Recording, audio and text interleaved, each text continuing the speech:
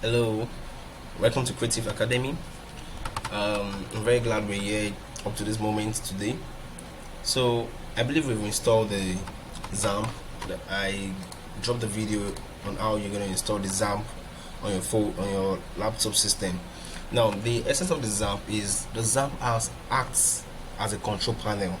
So instead of us hosting our website online based on the cost of hosting it, and then when you look at the expenses you go through spending on data, especially in Nigeria, so there's a local host platform, which is the XAMPP, that acts like a control panel. So what this helps us to do is that you can be working on this website through WordPress on your laptop, pending the time you're through with the project, and then you can now put it up online and then host it for everyone to see. So that's what we're going to use in the control panel. That's the XAMPP for. So when we install the XAMPP, it makes us work as if we are online, whereas we're not.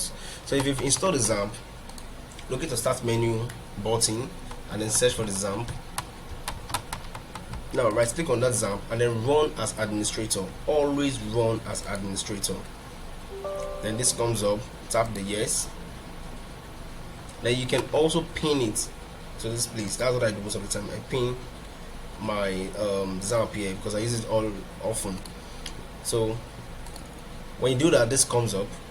Then you click on your start. You start the Apache, and you start the MySQL. I will need you not to worry about this time, since what you're doing is just, you're not going into the programming part, okay? But this takes care of our PHP. This takes care of our database. Now when you start them, just make sure they are running. When they are running, to test run that your control panel is working, open your browser and then type localhost. Now when you type localhost, press the enter key on your keyboard. So if this opens, then it means it's actually working. Then you can read and go through your go through the information there. Then if you want to test if your MySQL, which is your database, is working, type the localhost /php myadmin. Hit the enter button. Oh, it's also working. Very fine. So since we can see these two pages, this shows that what we're doing is working. Then now I told you guys to download the WordPress folder. If you've downloaded the WordPress folder, locate where if you've downloaded the WordPress folder, now there's another thing we need to do. Come to your computer, this PC. We need to locate where this control panel, that's the XAMPP, saves our data, because that is where we're going to be accessing most of the files for our website. Now open the local disk. You will see a folder called XAMPP. Automatically it will be here. That's if your installation was successful. Then open the XAMPP. Then after that, locate htdocs. Now this is where our website is. So what we do next is go and look for where you kept that folder, that WordPress folder which I told you to download. Look for it. I think I kept mine somewhere here.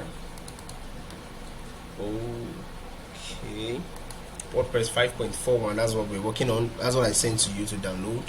You can download this online if you haven't downloaded it yet. Just search WordPress download to take you to the website. Then you download it, copy here, there on our website. Now copy it.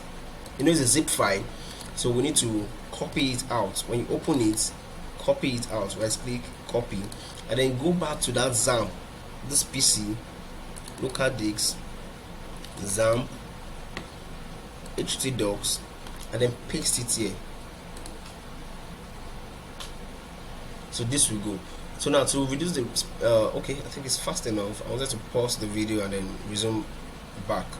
So what we're going to do now is, after copying the WordPress folder into this our htdocs, we're going to rename it so we don't have duplicates, because after this WordPress folder we're copying now serves like a particular website. So this is like a project or a particular website for a client. Now if you want to work for another client, it means you need to copy another WordPress there. So that means the first one you copied has to be edited. So let's name it as let's say first class, or let's say first. That's simple and short. First. So now how do we install this? Go back to your Chrome, click on a new tab, don't mind my video buttons.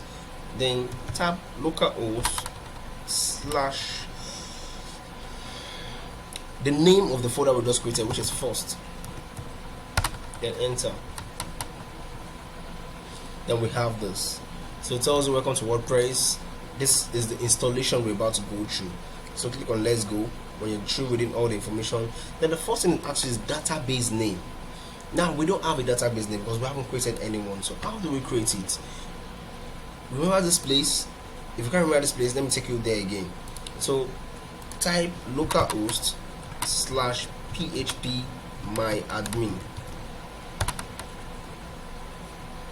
Ta-da, we have it here. Then click on database.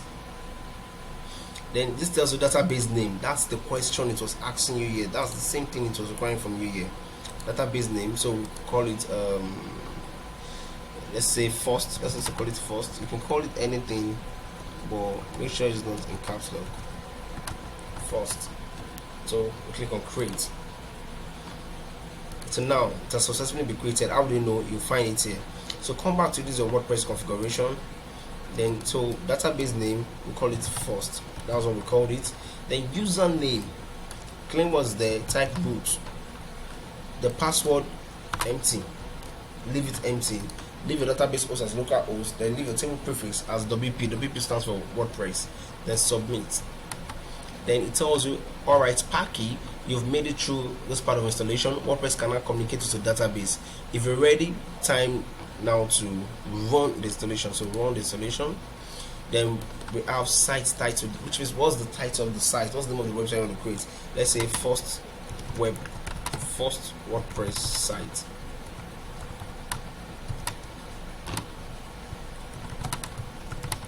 Then username. So this username is what it's different from the database username we created, which was root. This username is what you're going to be using to log in into your dashboard. So I can just say I call it creative. Then your password, you put in your password here. Then your email address, that's the email address you want to use to work on the website. So normally I would advise you open an probably Gmail for now and then put it in here, so you don't go through the stress of changing it in the long run. But if you don't, no problem, you can still maintain it. So I'll put our academy email there, which is creativeword@gmail.com.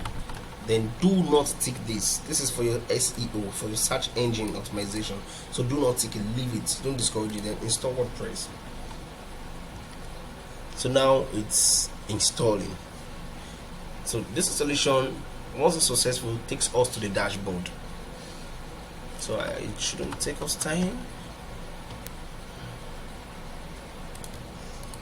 Okay, welcome. It's done installing. So it says our username is creative, your password, or your chosen password. So we click on login. So this is where we don't need that login details. So username was creative. The password, you know what you put there. Then you log in, and then bam, you're welcome to WordPress. I'm very happy if you're seeing this on your screen right now. Else, if you're not seeing it, you can just chat me up on WhatsApp. I will respond to you. This is my number on WhatsApp. Let me type it on the screen for you. 070-865-0096. My name is Mr. Emmanuel. So chat me up if you have any issues with this, especially those of you who are on the premium class. Thank you.